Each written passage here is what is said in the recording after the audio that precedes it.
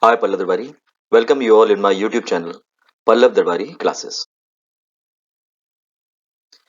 In this video, I will discuss Macroeconomics Class 12th, Chapter 2, Topic Money and Banking. This is my fourth video on the topic Banking. In this video, I will discuss the functions of central bank. We all know central bank is the apex institution of the country's monetary system. In every country, we are having the central bank. The name of our central bank is RBI. It is the apex institution of a country, or it is the apex institution of the monetary system.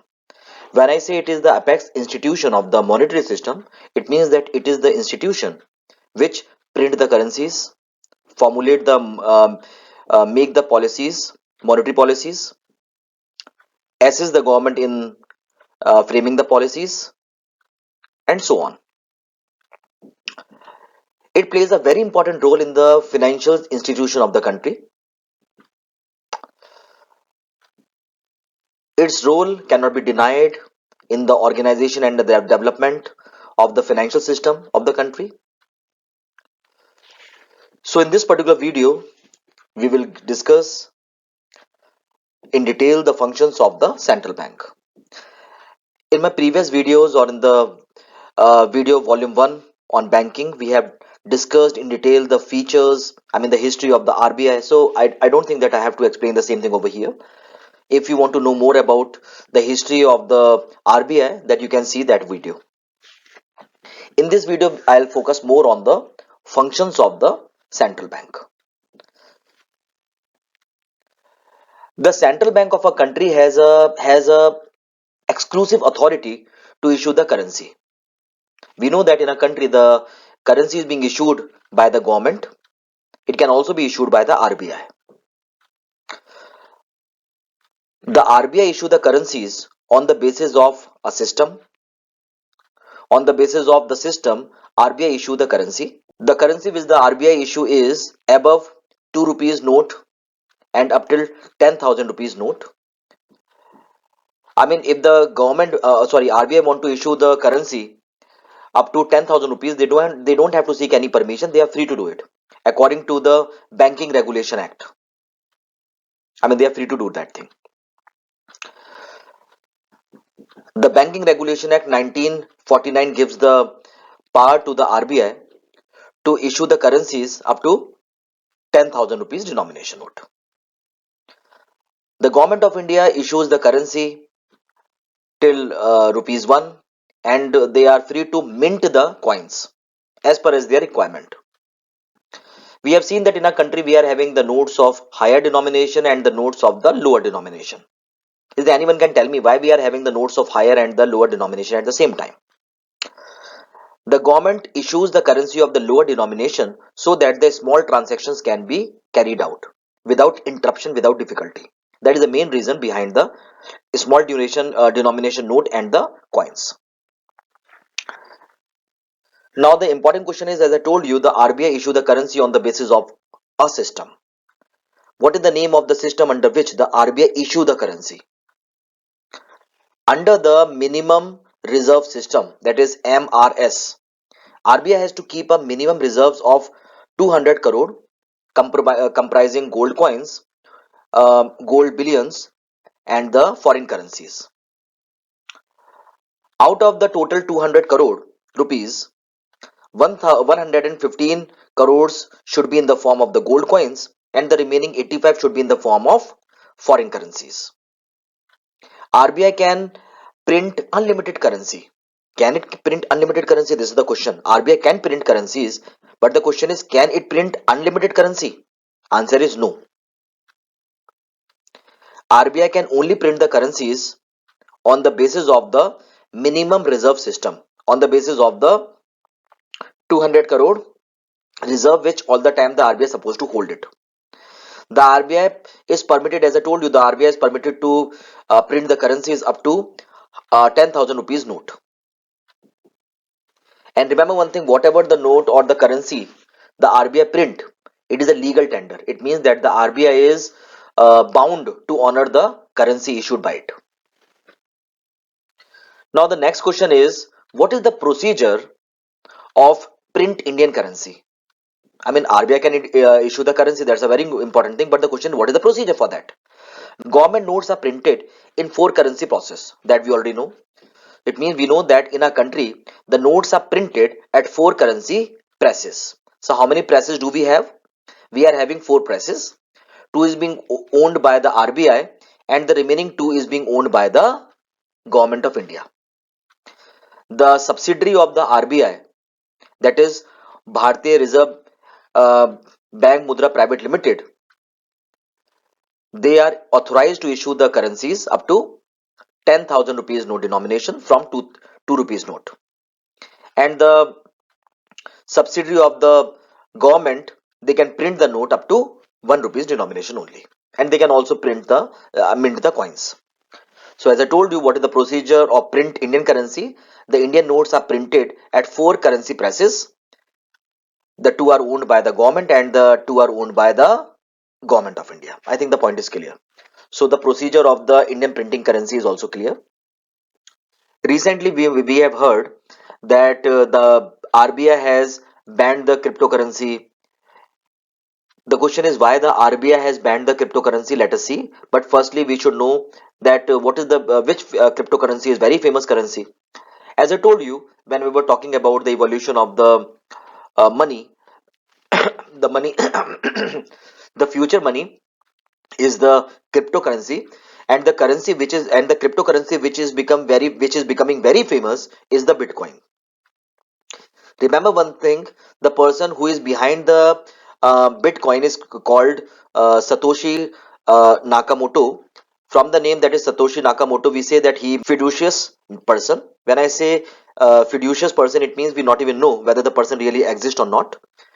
From 2009, the Bitcoin become very famous, and people or the group of supporters start exchanging and minting the currency. In the year 2018, the RBI banned the cryptocurrency. The question is why the RBI banned the cryptocurrency? Because after we have seen and heard in the year 2018 that the digital currency were used for the fraud.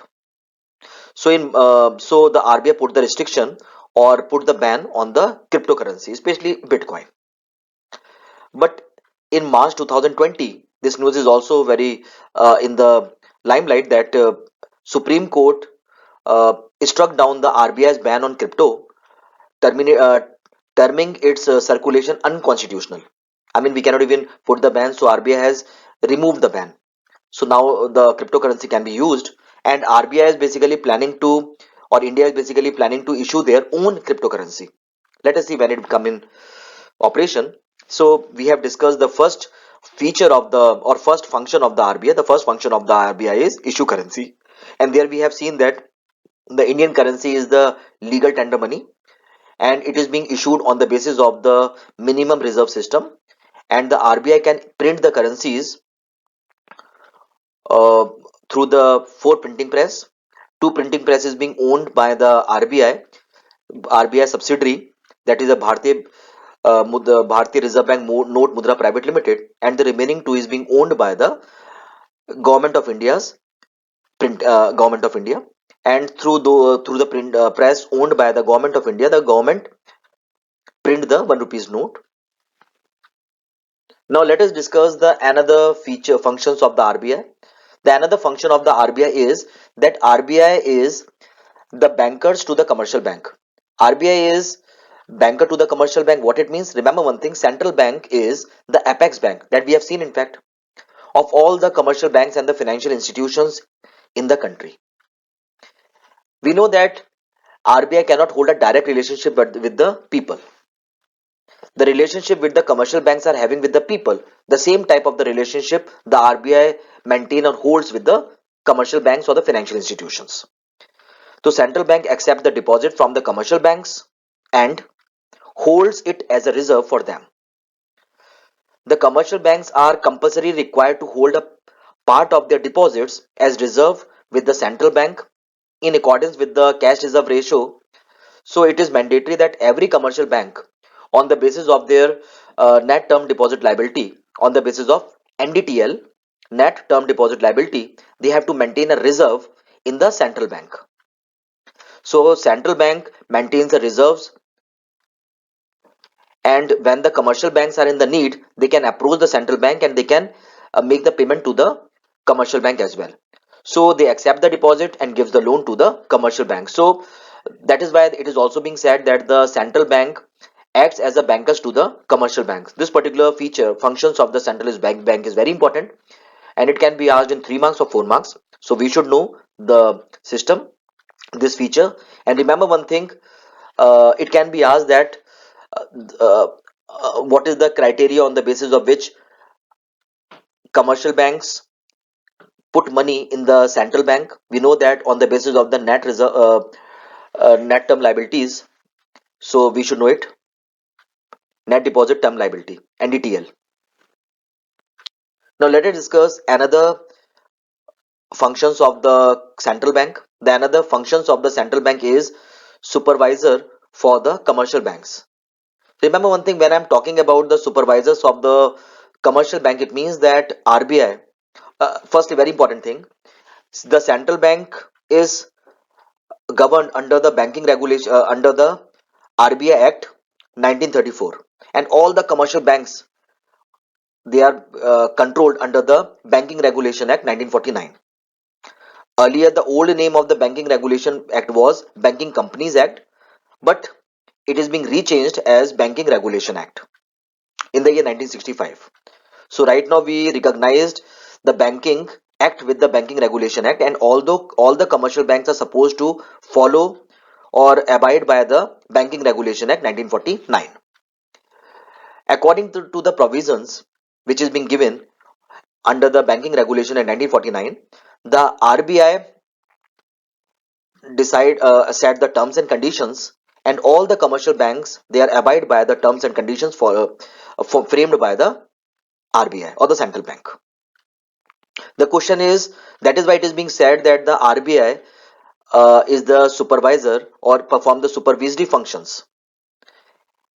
By performing the supervisory functions, uh, it manages the commercial banks. The question is, let us see what are the supervisory functions through which the commercial banks is being controlled by the RBI. The first is the RBI or the commercial central bank. They give license to the commercial banks and other financial institutions. If they find that the commercial banks are not following the rules and regulations, then the authority is being given to the central bank that they can cancel the license. So by issuing the license, RBI or the central bank supervise the commercial banks. Second is expansion of the commercial banks in terms of branches. So it is being said that if the commercial bank want to open any of the branches, then they have to follow the rules and regulations. Otherwise, the RBI will not let them open up new branches. Remember one thing, that is the main reason behind the nationalization of the banks. Have you heard the word nationalization of the bank? Okay. I do one thing, I just make a very separate video on the nationalization of the banks. That is a very important one. Right now, you should know that after the nationalization, it is being said that when I say nationalization, it means converting the private banks into the public sector banks. That is called nationalization. The question is why it is there? Because before 1969, it was very common that most of the banks are becoming bankrupt and the people are having the less faith on the banking sectors. The people are not keeping the money in the banking sector, in the banks. Why? Because it was fear that if the banks becomes bankrupt, then the person will lose the money. During that time period, the subsidiary of the RBI was also not there, who was giving the insurance to the depositors money deposit in the bank. So during that time period, the very common thing was amalgamation or the merging of the banks or the consolidation of the banks. That's the only procedure. Then just to solve the problems, the government go for the nationalization. Anyway, so expansion of the commercial bank, come to this point, expansion of the commercial banks. It means if the commercial bank want to expand the business, then they have to seek the permission from the RBI. And always remember one thing, just to open up the branch, then the RBI has to open 4 branches in the rural area.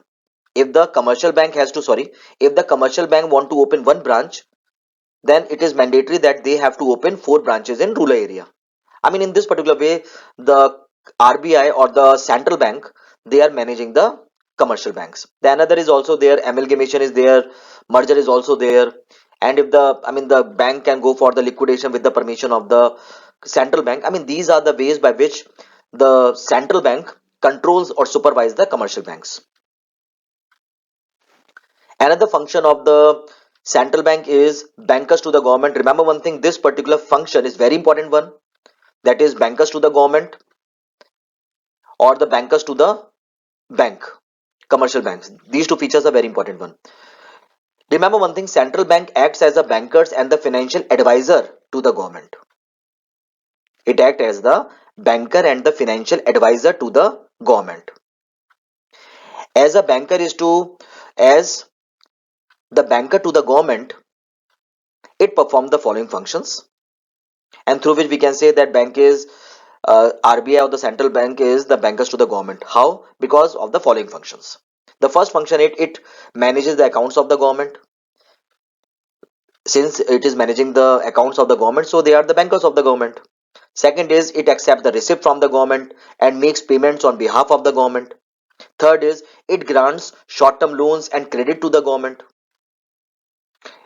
Even it performs the task of managing the public debts. And the central bank advise the government also on all banking and the financial related matters. So by providing these services to the government, banker commercial central bank acts as the banker to the government. The next function of the central bank also we will see, that is custodian of the foreign exchange. We know that according to the minimum reserve system, it is mandatory that RBI have to maintain 115 crore rupees in gold form and 85 crore rupees in foreign currencies. And always remember, the strength of every currency, what I said, the strength of every currency depends upon the foreign currency reserve or the dollar reserve, in a very simple word. Yesterday obviously I heard the news that RBI is planning to purchase US dollar. Why the RBI is planning to purchase the US dollar? Because we know that our currency is becoming very weak. There is a depreciation going on in our currency. It means that the prices of the dollars are increasing, our currency is becoming weak. Why? Because we are having less foreign reserve left with us. If the central bank purchase the foreign reserve, definitely our currency also becomes strong. Just to put the price of the dollar down, the RBI have decided to purchase the US dollar, the foreign currency. I'll make a separate video on it and we will discuss in detail when we talk about and when we discuss the foreign exchange chapter. Till date, obviously, till now, just concentrate on the custodian of the foreign exchange. As we know that the central bank is the sole custodian of the country's foreign exchange. They maintain the foreign exchange reserves and the stock of the gold. Because on the basis of the reserve and on the basis of the gold, RBI print the currencies. Minimum reserve system we already know. All the transactions in the foreign exchange are routed through the central bank. How much minimum, what should be the import policy, what should be the export policy, what should be the um, balance of payment, it is being decided, controlled by the RBI. By having the custody of the foreign exchange reserve, the central bank maintains the exchange rate stable and promotes international trade. So this is another function, very important function performed by the central bank. The another function or the important function is lenders of the last resort. That is also very important. Can be asked in 3 marks. When I say lender of the last resort, what it means? It means if the government is totally unable to find the money, or if the financial institutions are unable to find any money from anywhere, then RBI is the last option left to them. As the lender of the last resort, the central bank is under the obligation to provide funds against securities to the commercial banks. As I told you, investment, commercial banks also perform the functions of investment, yes or no? They invest the money in the government securities or the non-government securities as well. Against those securities, when the commercial banks are unable to find the money, secure the money, they approaches the RBI, hand over the securities to them and get the loan from them. That is why it is being said lenders of the last resort. The central bank plays the very important role of lender of the last resort and provides them with the financial assistance in the forms of credit also. This role of the central bank, save the commercial banks from being bankrupt. The central bank plays the role of the guarantor for the commercial banks as well. We know that they also give the and maintain the sound and the healthy banking system in the economy. Now let us discuss another important point, that is a controller of the credit. The central bank controls the supply of the money and the credit in the economy. Always remember, we know that in our country we are having the problems of the inflation and the deflation, and it is also being said that we should have the balance between the inflation deflation. We should, I mean, there should be a price stability in the country. For the better country, for the better future, that very country will be considered as the best country or the good country where the price are stabilized. I mean, there is no fluctuation in the going on in the prices. Neither the prices are increasing nor the prices are falling down. Just to control the price fluctuations, RBI framed the policies, and the policy which the RBI framed to control the problems of inflation and the deflation in a very simple word, price fluctuation, is the monetary policy. It is a bi-monthly policy, and the this policy is having two instruments, that is a qualitative instruments and the quantitative instruments. Through these two instruments, the RBI controls the price fluctuations. I'll make a separate video on the monetary policy. So, I mean, in this particular video, you should be well satisfied how to, I mean, with the controller of the credit, that through the monetary policies, through the quantitative and the qualitative instruments, RBI controls the price fluctuations. Let us discuss the next functions of the central bank. That is a clearing house function. Central bank act as a clearing house for the commercial banks. As I told you, all the commercial bank keep some money in the central bank. If one bank is having the claim on the other bank, that will be automatically uh, uh, done through the in-house functions performed by the central bank. Commercial bank has to give A money to B, and other bank has to take money from RBI. So government say, do one thing, just instead of giving me, just manage it. There is a clearing house function. It means, in a very simple word, we can say that as a clearing house, it settles the interbank claims, because it maintains the reserves of every bank, from every bank. So whatever the money they are having, from that money they can, settle the interbank claims. The next is collection of the statistical data. Central bank collect various statistical information relating to banking, currency and foreign exchange. Thereby it helps in the development of suitable monetary and the fiscal policy. Dear viewers, that's all I have in this video. If you like the video, it's a request, please spread the video and don't forget to subscribe the channel. I appeal to you, please stay home, stay safe, because you are the better future. I have made all the videos and I'm making the videos so that I can provide or subside your thirst for the tuition. I mean, we cannot even get anything from the tuition. We feel that we can get the knowledge from the tuition, but if the knowledge is being given to you at your doorstep, you really think that you have to rush out for the tuition. It's a request, don't waste your time. Life is much more precious. Everything we people are providing to you at your doorstep. Please stay home. I am appealing to you again and again, please don't move out. Stay home, stay safe. Stay safe. Why? Because you are the future of our country. And above all, I repeat the same thing, don't forget to wear mask. Om Shanti.